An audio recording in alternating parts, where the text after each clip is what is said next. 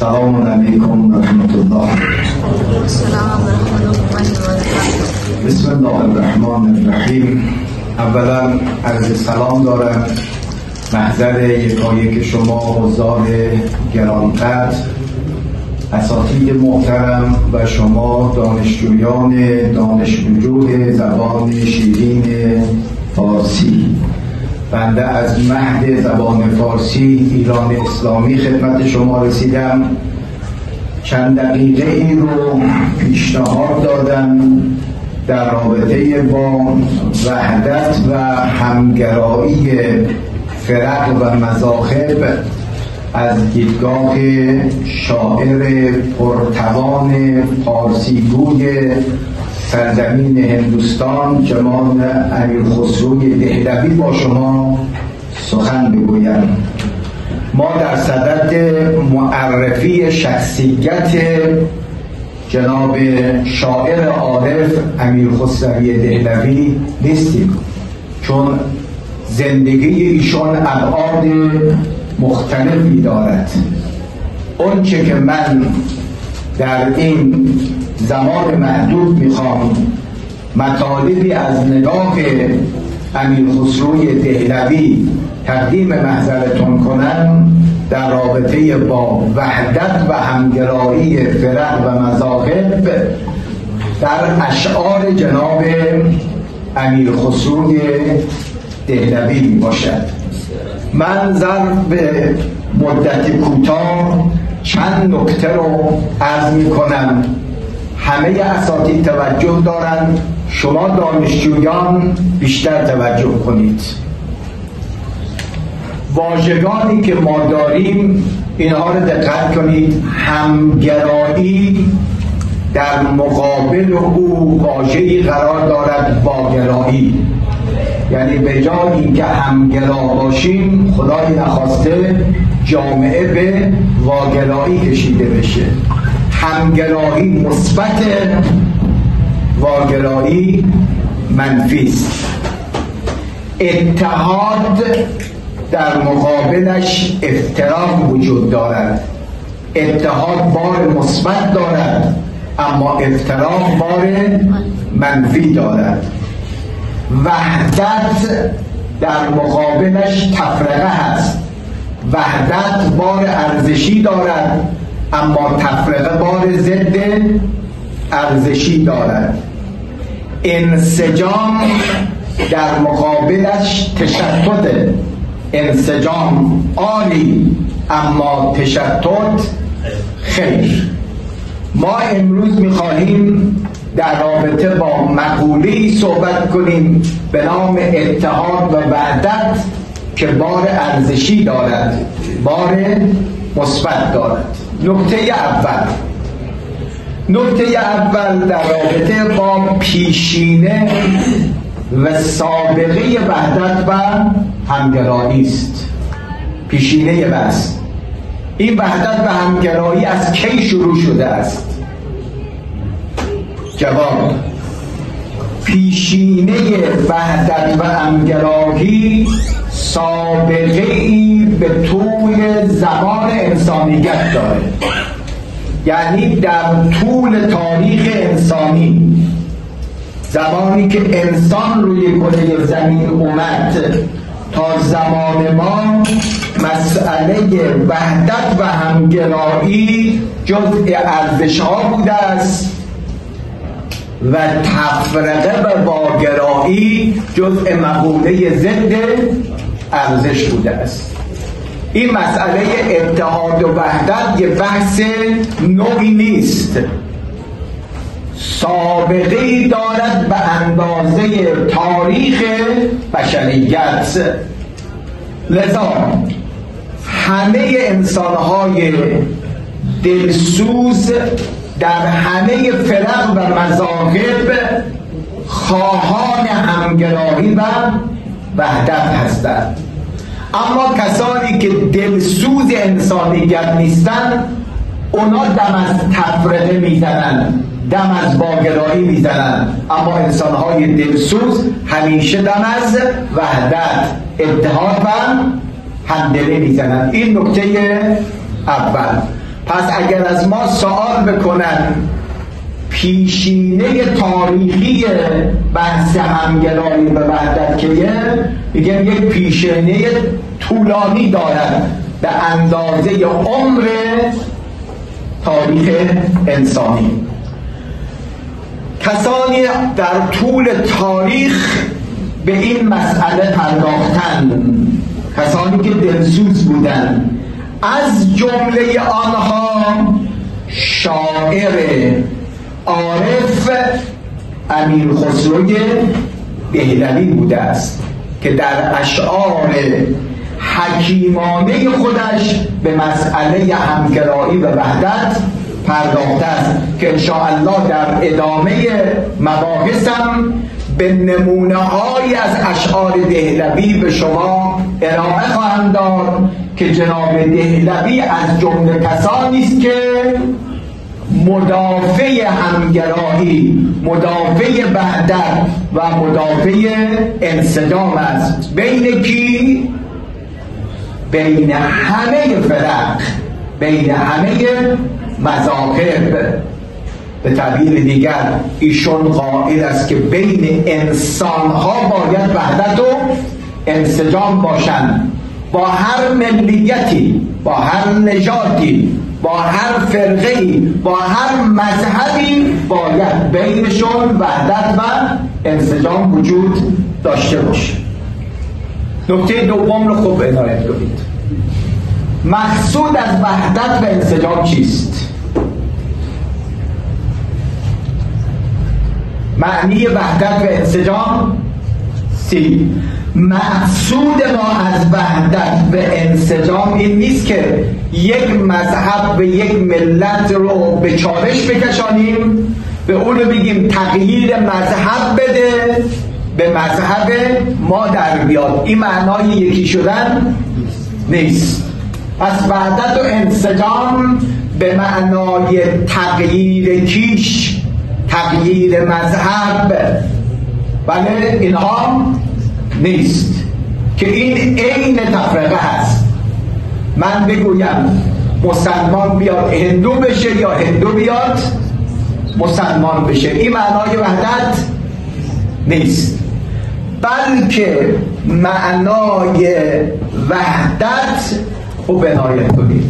معنای وحدت اینه که ما اختلافات رو کنار بذاریم، تکیه به مشترکات داشته باشیم، تکیه به مشترکات داشته باشیم.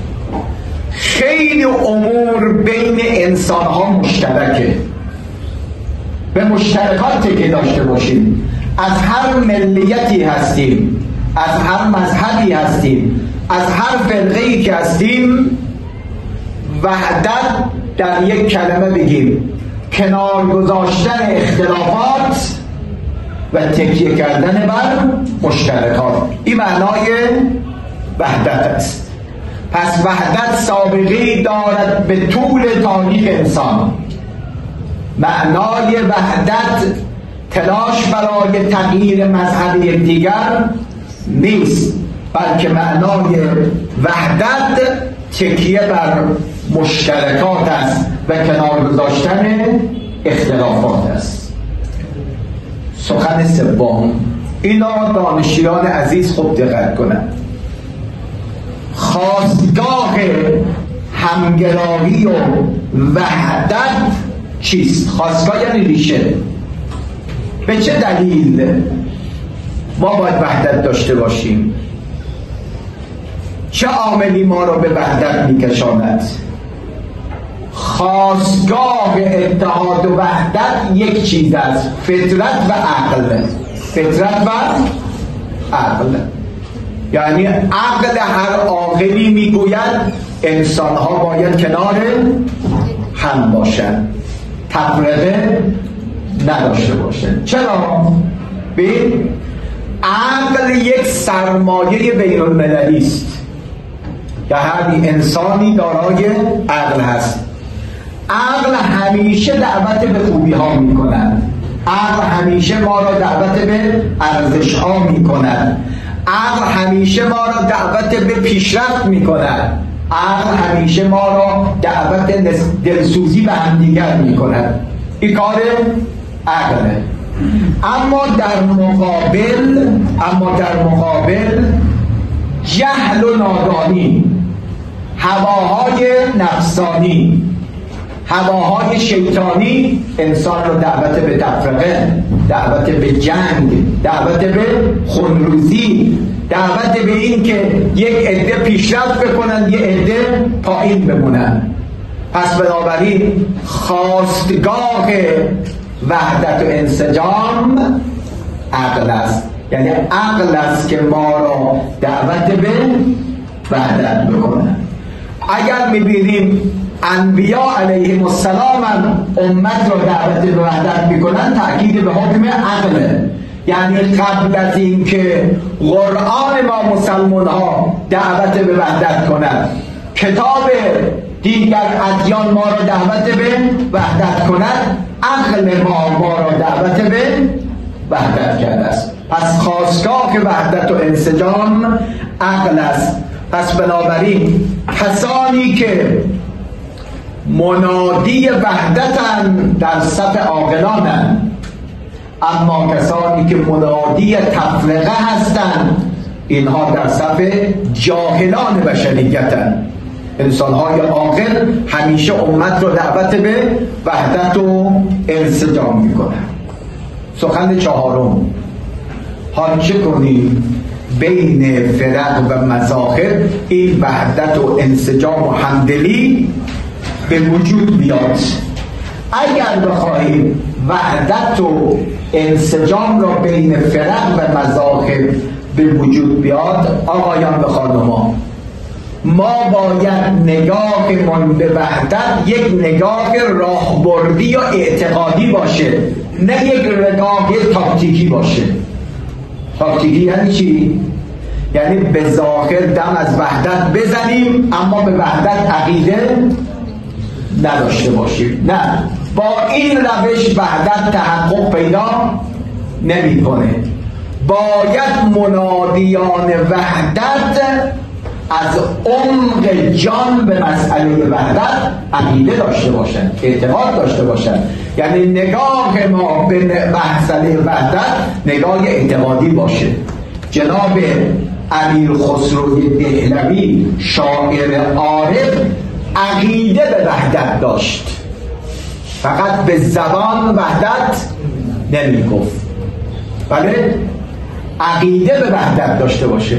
تا انسان عقیده نداشته باشد به یک شعاری، اون شعارش عملی نمی شود. زمانی شعار وحدت عملی می شود که منادیان وحدت اعتقاد به وحدت داشته باشند، سوری به مسئله نگاه نکنند. نکته دیگری که میخوام عرض بکنم محضر شما خوبان دانشجویان عزیز، سخن چهارم، اگر بخوایم وحدت تحقق پیدا بکند، نگاه به آثار و برکات وحدت و از آن طرف نگاه به آثار تفرقه و تشدده. اگر ما وحدت داشته باشیم چه آثاری داره؟ اگر وحدت نباشد چه آثاری باشه؟ یک برکت وحدت اینه که الان ما این جمعیت با تفکرات مختلف کنار هم جمع شدیم. بنده از ملت ایران، شما از هندوستان، کنار هم جمع شدیم. یعنی از آثار و برکات وحدته. اما اگر وحدت و انسجام نباشد هیچ وقت کنار هم جمع نمیشویم، بلکه به جای اینکه کنار هم باشیم مقابل هم قرار میگیریم. خب عنایت کنید، وحدت ما را کنار هم قرار میدهد، اما تفرقه ما را در مقابل هم قرار میدهد. دو، وحدت باعث می شود ما دستگیر هم دیگر باشیم، اما تفرقه باعث می شود به سر هم دیگر بزنیم. وحدت باعث می شود که ما مشکل شما را مشکل خودم بدانم و در صدد رفع مشکل شما برایم، اما تفرقه باعث می شود بر مشکلی بر مشکلات شما بیفزاید. وحدت برکات دارد، برکت آثار فراوانی دارد. وحدت باعث می شود که پیشرفت مختص یک طبقه خاص نباشد. وحدت می گوید این امکانات و نعمتهای الهی برای همه باشد، نه برای یک گروه خاص. این موجب تعالی انسان می شود. اما اگر تفرقه باشد جامعه از سعادت محروم می شود. لذا بکوشیم همیشه دم از وحدت بزنیم. وحدت موجب محبت و الفت و همدلی و آرامش می شود. شما در یک خانواده پدر، مادر، بچه ها با هم وحدت داشته باشند، اون خانواده آرامش داره. اما اگر وحدت نباشه تو اون خانواده همیشه جنگ و ستیز و سلب آرامشه. پس بنابراین تلاش میکنیم به ایجاد وحدت و همدلی بین خود. اما از آن طرف موانع وحدت چیه؟ موانع وحدت یک کلمه: جهل و هوس پرستیه. جهل و هوس پرستی، هوا و هوس. همه چیز را برای خودم بخواهم، دیگران رو نبینم. این باعث می شود که وحدت به وجود نیاد. وحدت به وجود نیاد. پس بنابراین بکوشیم زمینه های وحدت رو ایجاد بکنیم و موانع وحدت رو از بین ببریم. جناب علیم الممالک فراخانی بیت شعری دارد. یه بیت شعر خیلی زیباست: تخم وفاق را تو در این بوستان بکار. روشنه؟ تخم همون بذر رو میگن. تخم وفاق را تو در این بستان بکار، میخ نفاق را تو در این زمین بکن. بخونم یه بار دیگر، خیلی شعر زیباست. تخم وفاق را تو در این بوستان بکار، میخ نفاق را تو در این زمین بکن. یعنی تا میتونی بذر وفاق و دوستی را در سرزمین انسانیت بپاش. همه انسان ها همدیگر رو دوست داشته باشن، محبت داشته باشن، همدل باشن. پیشرفت شما را پیشرفت خودم بدانم، مشکل شما را مشکل خودم بدانم. تا میتونی میگه بذر وفاق را بپاش. و اگر توانداری میخ نفاق را تو در این زمین بکن. نفاق یعنی همان تفرقه. نفاق یعنی همان تفرقه. اما جناب امیر خسروی دهلوی شاگرد جناب نظام الدین که این شاگرد به اون استاد علاقه‌مند بود، نه در دنیا کنار استاد بود، بعد از مرگم خدا توفیق داد قبرش کنار قبر استادش باشد. شاعران عارف و عارفان شاعر دلسوزان امت بودند. اونها همیشه به فکر سعادت و پیشرفت بشریت بودند. شاعران عارف در اشعارشون مرز قائل نبودن که من شاعر هندم یا شاعر ایران. شعری که میگفتن حکیمانه بود، اثرش را برای انسانیت میخواستن، با هر فرقه و مذهب، با هر نژاد و رنگی. من چند نمونه از اشعار ایشون رو میخونم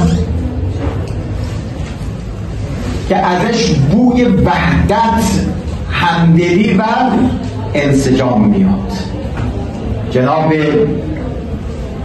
خسرو دهلوی از تفرقه بیزار بود و همیشه تلاش کنید بین فرق و مذاهب برادری و همدلی رو ما ایجاد کنم.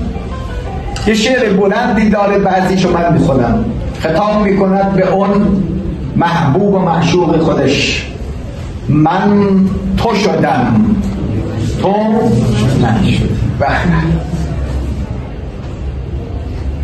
من تو شدم تو من شدی، من تن شدم تو جان شدی. یعنی وحدت و همدلی.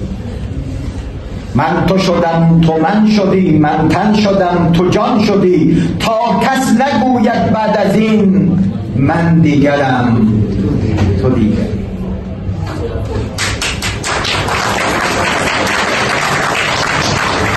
یعنی رفتار ما باید به گونه‌ای باشد بهانه دست دیگران ندهیم تا دیگران بگویند، تا کس نگوید بعد از این من دیگرم تو دیگری. نه، ما معناها تبدیل میشه به ما. بله، من تو نداریم، ما هستیم. ای راحت و آرام جان، با قدی چون سرو روان، زینسان مرو دامن کشان، کارام جانم میبری. دیگه وقتی تو داری از من جدا میشی، گویا داری روح و جان رو از من میگیری. قرار شد که با هم باشیم. طبل تفرقه رو نزن، طبل جدایی رو نزن. من تحمل جدایی رو ندارم.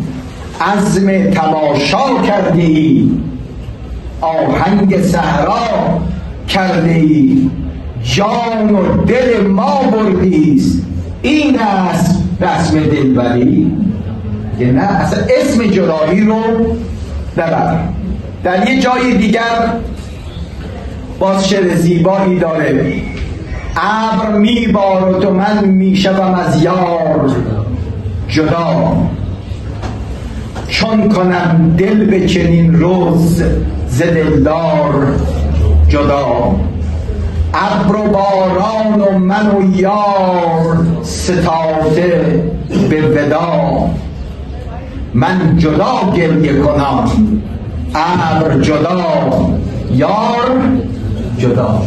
وقتی صحبت از جدایی میشه، من تحمل جدایی و تفرقه رو ندارم دیگه، کنار هم بودن رو دوست دارم. ابر و باران و من و یار ستاده به ودا، من جدا گریه کنم ابر جدا یار جدا.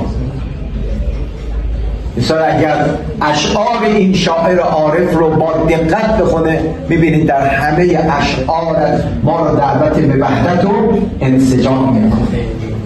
تفرقه نه، واگرایی خیلی. در پایان این دو بیت رو هم از زبان این شاعر عارف فارسی گو جناب دهلوی کنم: بیا بیا که مرا طاقت جدایی نیست. باز داره دعوت به وحدت میکنه. بیا بیا که مرا طاقت جدایی نیست، رها مکن که دلم را ز غم رهایی نیست. دل ببردی و گر سر جدا کنی ز تنم، دل ببردی و گر سر جدا کنی ز تنم، به جان تو که دلم را سر جدایی نیست. بگه اگر سرم را جدایی کنی، خب بزن کم تو. میگه اگه سرم را جدا بکنی ولی دلم نمیخواد جدا میشم. یعنی من امیر خسروی دهلوی از عمق جان خواهان وحدت و انسجام هستم. خلاصه کنم سخنم را، سابقه وحدت و انسجام به سابقه بشریت و انسانیت است. معنای وحدت و دعوت وحدت دست کشیدن از یک مذهب و قوم آوردن به مذهب دیگر نیست، بلکه معنای وحدت یعنی تکیه بر مشترکات و دست برداشتن از اختلافات. این معنای وحدته. 3. اونی که ما را دعوت به وحدت می کند، از کردیم فطرت و عقل است. عقل هر عاقلی دعوت به وحدت می کنه، اما در مقابل نفس و هواپرستی و جهل انسان را دعوت به تفرقه و واگرایی می کند. 4. چه کنیم به وحدت عملی میرسیم؟ از کردیم نگاه کنیم به منافع و آثار مثبت وحدت و از آن نگاه بکنیم به آثار شوم تفرقه و جدایی. این باعث میشه ما به وحدت عملی برسیم. و آخرین نکته‌ای که عرض کردم این بوده، همه دلسوزان انسانیت رو بناد کنیم، همه دلسوزان انسانیت و بشریت از هر ملیت و مذهب و فرقه بشریت رو دعوت به وحدت کردن.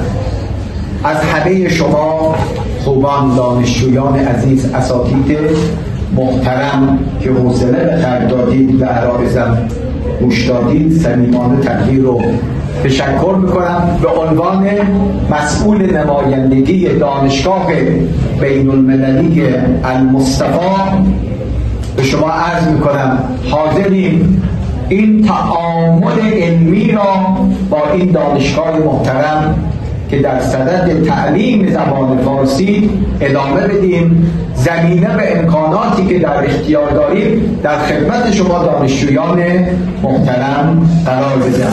و السلام علیکم و رحمت الله.